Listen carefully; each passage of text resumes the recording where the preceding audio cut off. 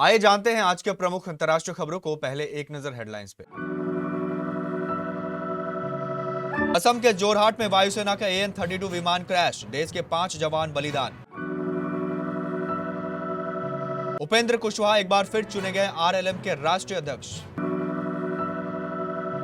Lieutenant general धीरज सेठ को मिली बड़ी जिम्मेदारी।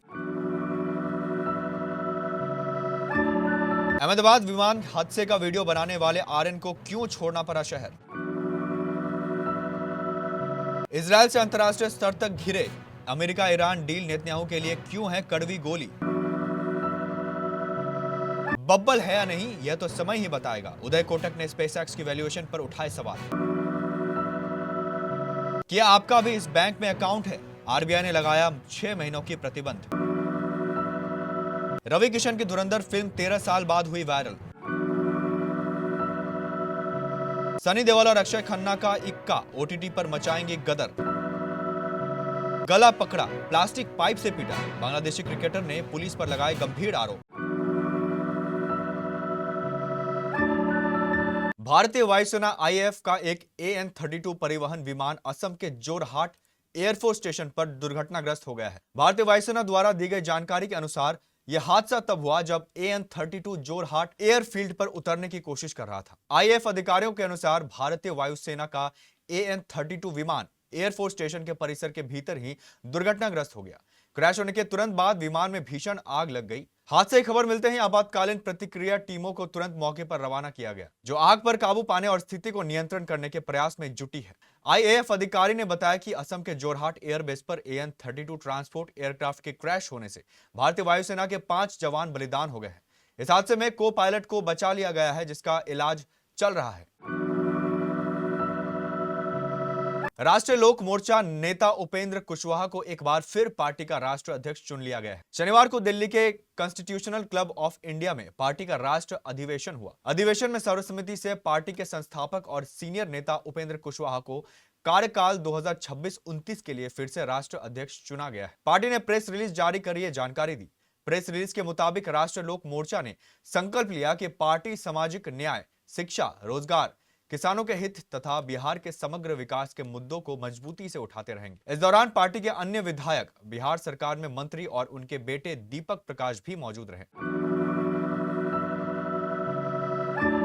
रक्षा मंत्रालय ने देश के नए थल सेनाध्यक्ष यानी चीफ ऑफ आर्मी स्टाफ की नियुक्ति का आदेश जारी कर दिया है। मंत्रालय की तरफ से जारी आदेश में बताया गया कि राष्ट्रपति ने लेफ्टिनेंट जनरल धीरज सेठ को अगला सेना प्रमुख नियुक्त करने की मंजूरी दे दी है। अब वह नजरल पद पर अपनी सेवाएं देंगे। धीरज सेठ 30 जून 2026 को कार्यभार संभालेंगे। वो वर्तमान सेना प्रमुख जनरल उपेंद्र द्विवेदी की जगह लेंगे। बतौर थल सेनाध्यक्ष उनका कार्यकाल 31 अगस्त 2028 तक रहेगा। इस मामले में मंत्रालय के संयुक्त सचिव सत्यजीत मोहंती ने एक साइन किया लेटर जारी कर दिया है। साथ ही संबंधित विभागों को सूचित कर दिया गया है। 17 साल के आर्यन अब गुजरात के साबरकांठा जिले में आने वाले एक गांव में रहते हैं। आर्यन 12 जून 2025 को अहमदाबाद पहुंचे ही थे कि उन्होंने एक विमान को उड़ते हुए देखा। आर्यन ने उस विमान का वीडियो बनाया और कुछ ही सेकंड्स में विमान दुर्घटनाग्रस्त हो गई। इस दुर्घटना में कुल 260 लोगों की मौत हो गई, जिनमें विमान में सवार 241 लोग शामिल थे। आर्यन के मोबाइल फोन पर शूट किया गया यह वीडियो दुर्घटना का एकमात्र महत्वपूर्ण सबूत बन गया।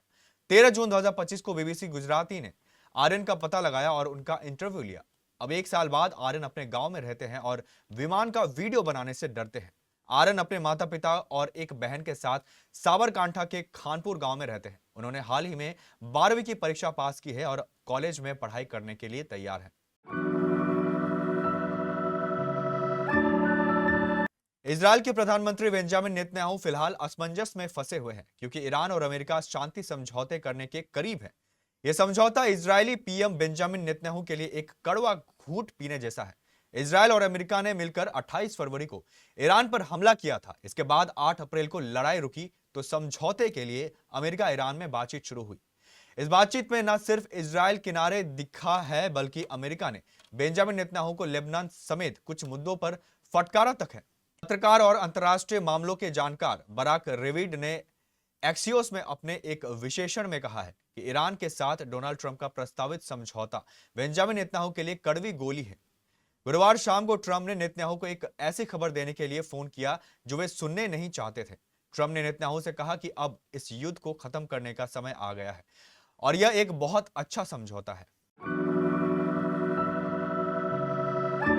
दुनिया के सबसे बड़े रईस एलन मस्क की कंपनी स्पेस एक्स की शुक्रवार को शेयर बाजार में धमाकेदार लिस्टिंग हुई। इसके साथ ही यह $2.104 ट्रिलियन के साथ ही दुनिया की 7वीं बड़ी वैल्यूएबल कंपनी बन गई है। कंपनी के वैल्यूएशन उनके 2025 के रेवेन्यू से करीब 100 गुना ज्यादा है। इसके साथ ही मस्क दुनिया के पहले ट्रिलियनर बन गए हैं। इस बीच भारतीय अरबपति बैंकर उदय कोटक ने इस पर सवाल उठाया है। उनका कहना है कि क्या निवेशक इंसानियत के भविष्य पर दांव लगा रहे हैं या वे एक मेगा बबल बनते हुए देख रहे हैं। कोटक महिंद्रा बैंक के फाउंडर ने कहा कि स्पेसएक्स की लिस्टिंग कैपिटलिज्म यानी पूंजीवाद के लिए एक असली परीक्षा है। उन्होंने तर्क दिया कि कंपनी के वैल्यूएशन को पारंपरिक तरीकों से नहीं समझा जा सकता है। उन्होंने कहा कि यह वैल्यूएशन किसी भी पारंपरिक पैमाने पर फिट नहीं बैठता और यह पृथ्वी के भविष्य की दिशा पर एक बहुत बड़ा दांव है। आरबीआई ने एक और बैंक पर प्रतिबंध लगा दिया है। इस बैंक पर 6 महीने की पाबंदियां लगाई गई है, जिसके तहत कई शर्तें रखी गई। रिजर्व बैंक ने प्रतिबंध बैंक की वित्तीय हालत को देखते हुए फैसला लिया है। अब इसके तहत विड्रॉल लिमिट 1 लाख रुपए रख दिया गया है। इसका मतलब है कि सेविंग अकाउंट के तहत कोई भी 1 लाख रुपए तक ही निकाल सकता है। इससे ज्यादा निकासी की अनुमति नहीं दी गई है। हालांकि लोन की ईएमआई डिपॉजिट करने की मंजूरी दी गई है। साथ ही बैंक को किसी भी तरह के निवेश और लोन डिस्ट्रीब्यूशन पर भी रोक लगा दिया गया है। आरबीआई ने प्रबंधन मेगावीरा कोऑपरेटिव बैंक पर 6 महीने के लिए लगाया है। केंद्रीय बैंक ने अपने बयान में कहा कि यह प्रतिबंध शुक्रवार को कारोबार बंद होने के समय से प्रभावी होंगी और 6 महीने की अवधि के लिए लागू रहेगा और इसकी समीक्षा की जा सकती है। रणवीर सिंह की फिल्म धुरंधर 2 की अपार सफलता के बीच अचानक से रवि किशन को लेकर चर्चा क्यों हो रही?